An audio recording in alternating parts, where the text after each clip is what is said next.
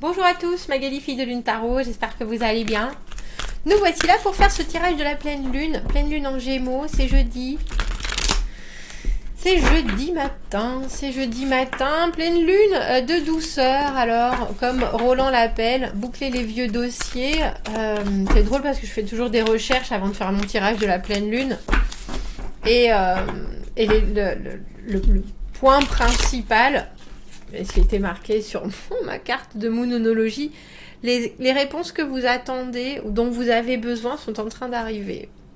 Et c'est vrai que c'est un tirage, le tirage que j'ai fait dimanche pour la semaine, où j'avais pas du tout regardé ce qui était en rapport aux énergies de la pleine lune, nous disait qu'il y avait des choses qui de toute façon allaient se découvrir, que l'on fasse des efforts ou pas, que l'on les prenne doucement ou pas, que l'on se prenne en douceur plutôt ou pas, de toute façon, les choses allaient arriver, autant bien les vivre dans le déroulement. Et tout ce tirage de la pleine lune, toutes les informations que j'ai trouvées, faire le tri entre le besoin vital et l'empressement causé par le stress. Gémeaux, bien sûr, émotion, sensibilité, lien transgénérationnel. Pardonner pour apaiser son cœur et son esprit et repartir sur une dynamique plus douce. Observez la situation calmement, laissez les choses venir, donnez du sens à ce que vous vivez plutôt que de chercher des réponses absolument. Alors on va faire un tirage, on va essayer de s'aider justement de ces énergies de douceur, purifier ce dont on n'a plus besoin, renforcer ce qui nous est utile, rééquilibrer les qualités et les défauts ou les positifs et les négatifs de la situation. On va essayer de tout restabiliser pour qu'il y ait cette énergie effectivement de douceur, hein, tout simplement, de lâcher prise. Il y a une phrase aussi qui était lâcher prise sans pour autant fuir la réalité, les pieds dans la terre et en même temps le cœur bien au chaud dans la poitrine pour apprécier ce qui arrive, que canaliser dans les nouveaux éléments. On va aller voir, on fera une extension à ce tirage comme d'habitude. Le tirage général pour vous faire surfer sur la vague de ces énergies de pleine lune. L'extension, si le tirage vous parle vraiment, si vous avez vous-même des questions et que le tirage général vient y répondre, alors allez voir l'extension. C'est là que vous trouverez les petits, on va dire, les petits détails qui peuvent faire la grande différence. Comme je le dis, une extension, c'est ou pour soutenir la chaîne, et je vous en remercie beaucoup parce que ça m'aide grandement, ou parce que vous prenez le tirage général en pleine figure et que vous êtes là, je crois bien qu'il y a des... Je crois bien que ça me parle. Donc, vous trouverez l'extension, le lien dans la petite boîte de dialogue juste en dessous. Allons voir, allons surfer et essayer de s'aider de ces énergies de pleine lune. J'ai pris le goût de tarot, du coup, ce tarot qui se base et se cristallise sur les bonnes qualités. Se laver, se purifier, ce dont vous n'avez plus besoin. On a la carte du 6 de denier, et la carte du 6 de denier, à la base, c'est la charité. À la base, c'est donner sans compter, parce qu'on a énormément de quelque chose. Alors si on a énormément de gentillesse, on va en donner énormément, sans attendre quoi que ce soit en retour, juste parce que le monde a besoin de cette gentillesse. C'est quelque chose qui est profondément équilibré et déséquilibré. C'est-à-dire que si vous avez des amis qui ont besoin d'attention et que vous avez du temps, vous allez prendre le temps de les soutenir, être au devant d'eux. Mais c'est aussi quelque chose qui parfois peut être mal compris parce que vous pouvez donner beaucoup de votre temps au moment où vous en avez beaucoup et soudainement vous en avez plus. Et là, les gens estiment que vous leur en donnez pas assez. Vous voyez ce que je veux dire? Il y a une idée de en donner beaucoup et et s'en faire prendre. J'ai donné ça et je me suis fait prendre ça. C'est aussi la carte du 6 de denier. Parce que j'ai presque envie de dire qu'il faut bien choisir ses causes pour que ce soit productif. La carte du 6 de denier. On donne beaucoup aussi si on sait que on a énormément et on demande rien en retour si ce qu'on donne, j'ai envie de dire, n'a pas particulièrement de valeur pour soi. Mais par contre, il y a aussi une idée de, à un moment, la roue va tourner et à un moment, j'aurai peut-être besoin de quelque chose. Est-ce que à ce moment-là, tu seras capable de me donner ça? Et là, avec cette pleine lune, on a le sentiment que cette idée d'échange, vous devez, alors j'ai envie de dire, bien l'étudier, bien le détailler. Est-ce que vous attendez quelque chose en retour de ce que vous donnez en ce moment? Est-ce que vous voulez quelque chose d'équilibré ou est-ce que vous êtes déjà conscient qu'il y a peut-être effectivement un déséquilibre, qu'il y a peut-être quelque chose ou quelqu'un qui ne travaille pas à la hauteur dans ses propres apports, qui ne travaille pas à la hauteur de ce que vous fournissez? Mais c'est plus encore vraiment une façon de considérer l'échange qui est sur lequel vous devez vous concentrer pendant cette pleine lune. Il y a une idée aussi de ne pas avoir de rancune par rapport à des non-retours. Parce que parfois, quand on ne dit pas qu'on veut quelque chose en retour, les gens estiment que c'est gratuit. Et je pense que il faut aussi vous mettre ça dans la tête. Est-ce que vous avez bien exprimé ce que vous voulez en retour? Ou au contraire, est-ce que vous avez juste dépensé en disant, avec des sous-entendus ou des sous-messages qui sont exprimés dans le silence et qui forcément risquent d'être mal compris? Renforcez ce qui vous est utile. Tiens, c'est joli ça. La carte du 4 de bâton à l'envers. Qu'est-ce que vous voulez construire? Vers quoi vous êtes prêt à aller? Quel est le feu qui vous anime? Et comment est-ce que vous avez besoin d'être inspiré pour vraiment construire? C'est une carte de célébration, la carte du 4 de bâton, et à l'envers, il y a cette idée de si les choses sont en retard, et surtout dans cette position dans le tirage, il y a très probablement une raison. Alors quand on disait injecter de la douceur et de l'écoute de soi, lâcher prise sans pour autant fuir la réalité, il y a aussi quelque chose à comprendre dans le temps qui vous est donné quand ça ne se construit pas aussi vite que vous l'avez espéré, ou que vous le voulez, tout simplement. Vous avez, de par ces deux cartes, déjà un échange qui n'est pas égalitaire, mais vous avez aussi des choses qui vous sont fournies dont vous ne vous servez peut-être pas, parce que vous voulez autre chose.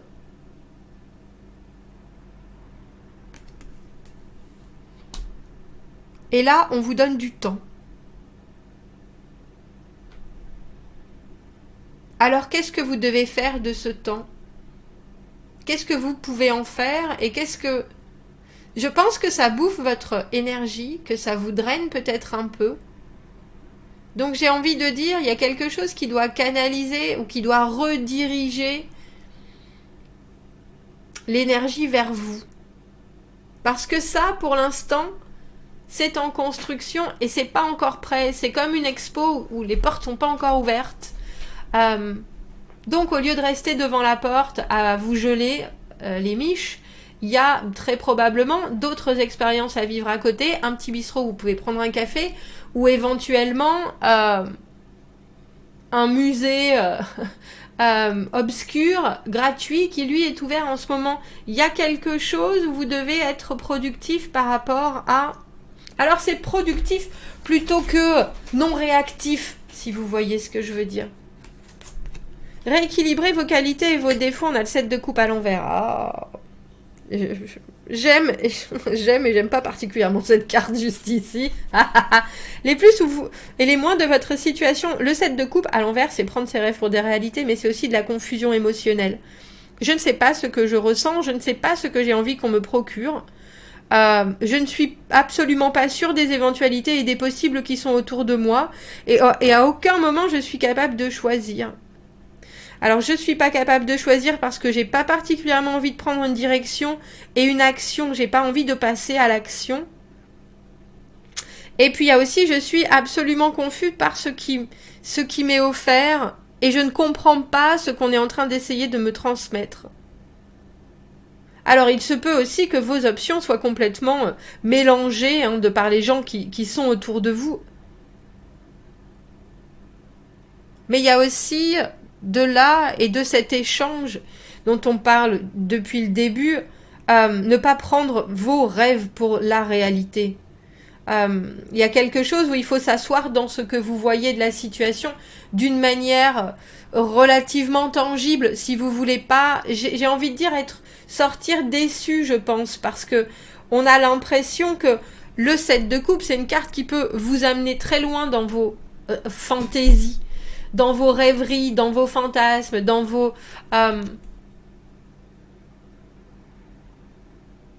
On éclaircira cette carte parce que là, effectivement, si vous observez quelqu'un qui a un labyrinthe émotionnel à la place d'idées, ça peut pas vraiment vous éveiller ou vous faire comprendre la situation d'une manière très claire, c'est évident.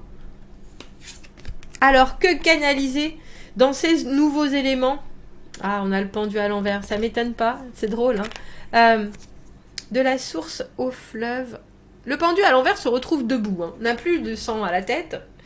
Il est temps d'agir et pourtant ça voudrait dire vraiment casser les codes. Casser les codes. Et là, pour l'instant, il faut pas les casser. Pas encore. Mais comme je vous le dis, on sait très bien, après le pendu arrive l'arcane sans nom. La transformation, la séparation d'eux, les choses qui nous mettent en rupture par rapport à nous-mêmes, par rapport à ce qu'on veut voir arriver, ce pourquoi on veut se décider. Il y a quelque chose qui arrive vraiment à je ne serai plus cette personne parce que tout est en transformation. Et le pendu à l'envers, c'est juste l'avant, c'est la préface de ça. C'est qu'est-ce qui va arriver, comment est-ce que je veux que ça arrive, et si ça doit arriver, qu'est-ce que ça va m'apporter. Il y a un moment où, pour moi, le pendu n'est plus en suspens, mais se retourne vers lui.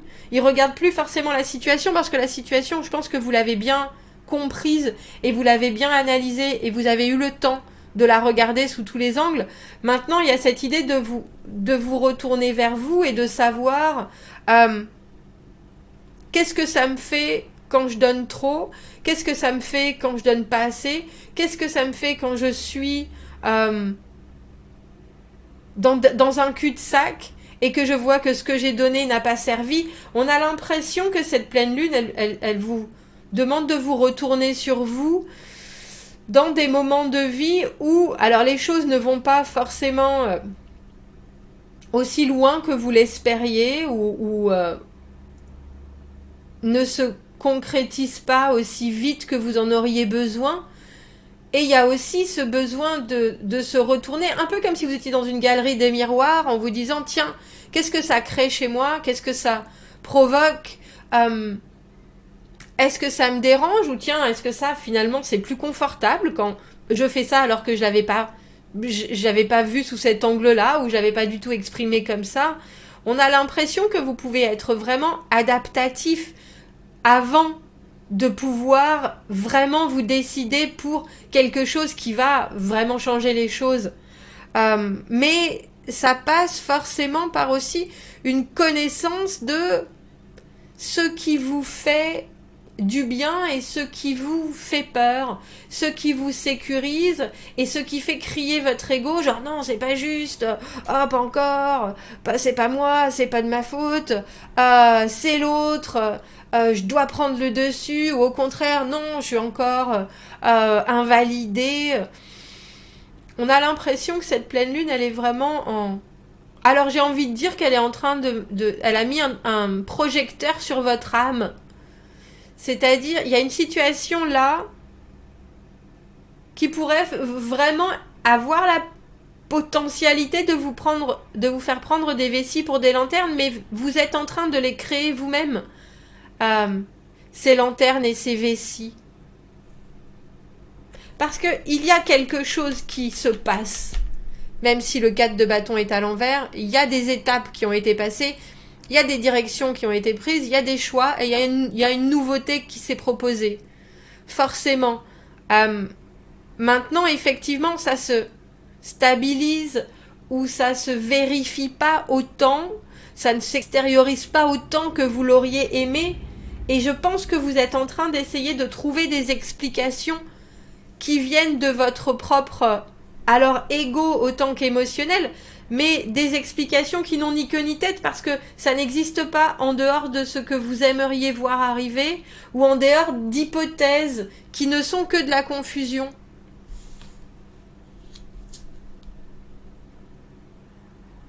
Alors quand on parlait d'écouter, d'ajouter, injecter de la douceur et de l'écoute de soi, c'est important de vous retourner vers qu'est-ce que ça me procure, qu'est-ce que cette situation, comment est-ce que quand j'ai essayé de faire mon maximum pour rendre service, être serviable et que j'ai pas le retour escompté ou qu'au contraire, il y a des choses qui me montrent que ma construction, elle était pas valide, pas solide,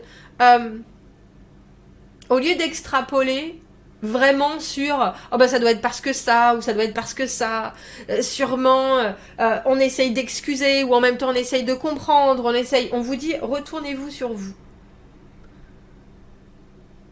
Qu'est-ce que vous avez besoin de comprendre dans ce que vous ressentez en ce moment? Que ce soit de la frustration, pourquoi? Que ce soit de l'impatience, pourquoi? On a l'impression que vous devez presque faire une liste, une grille passé, présent, futur, avec cette situation dans le présent, ce qu'elle vous rappelle par rapport à des éléments du passé, et puis ce que vous auriez peut-être aimé changer de situations passées. C'est un exercice ça. De situations passées, qu'est-ce que vous auriez fait si vous aviez les connaissances que vous aviez maintenant, si vous aviez le vécu.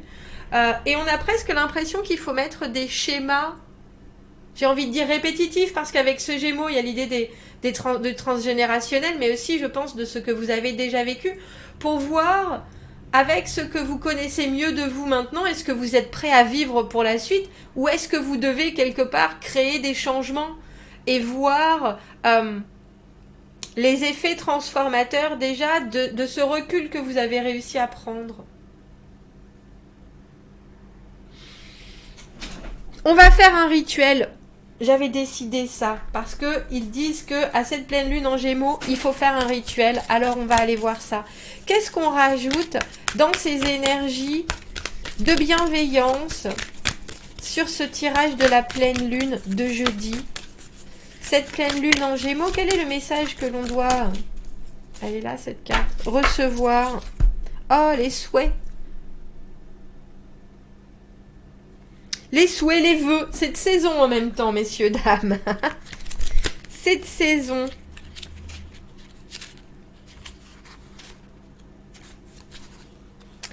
Les vœux qui se transforment en réalité, voyager et émerveillement.